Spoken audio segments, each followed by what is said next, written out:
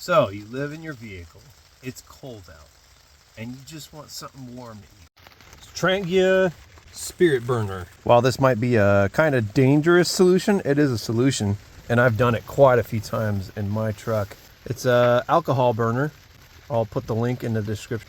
Denatured alcohol, that's very important. You can't really use any other alcohol. Some people say you can, but I wouldn't risk it. This is fairly cheap. You get this thing's like $8 for one of these 1 quarts, and you can make a lot of meals with this. This is a little windbreaker windshield, but I really like it because it adds more of a base to the bottom of it. It's going to be less likely to tilt. I also like to have a little pan to put it in. Not only does it shield whatever you put it on from the heat, but it also catches any alcohol that you might drip anywhere. It's pretty easy to stow. Anyways, let's get cracking.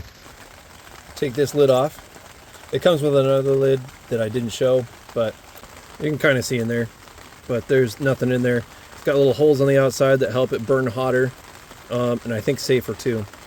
Put some of your burning juice in there.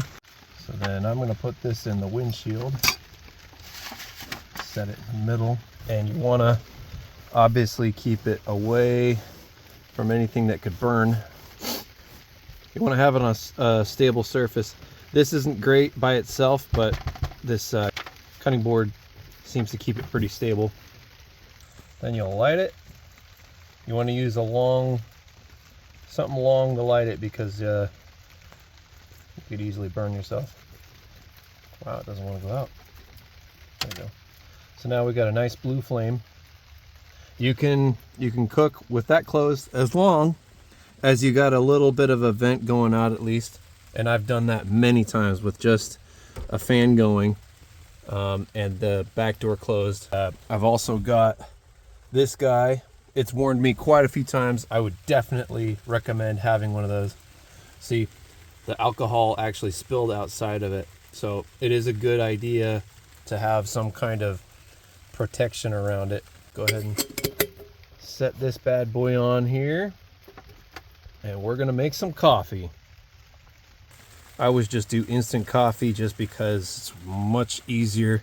I was using an AeroPress and it was great, but you know, washing that thing every day and making sure that it was clean was a bit of a hassle, especially if you have things that you got to get done. I like to add a teaspoon of chocolate, and then also a little bit of agave, and there's some milk in there. I haven't added the water yet. It's just milk, chocolate, and agave at this point. Stir it up. It's nice and hot, but it's not ready yet. It's been about 5 minutes. Again, with this, you want to be extremely careful. All right, it's been about 20 minutes, and we've got some hot, piping hot water for our coffee. Super. I'll show you how far the flame goes. It sticks out a little bit, but you can totally keep it away from everything. You can totally run it while the doors are closed, and it'll totally warm your area. You just, like I said, you gotta be real careful because you could start a fire real easy. One reason why I do have that fire extinguisher, it'll last probably, I don't know, 30 minutes. Oh yeah, there's one more thing. Something really included this little cap. It's an addition to that screw-on one. The screw-on one keeps it nice and tight, so if you want to have alcohol in there while you're walking around without bringing a container, you can.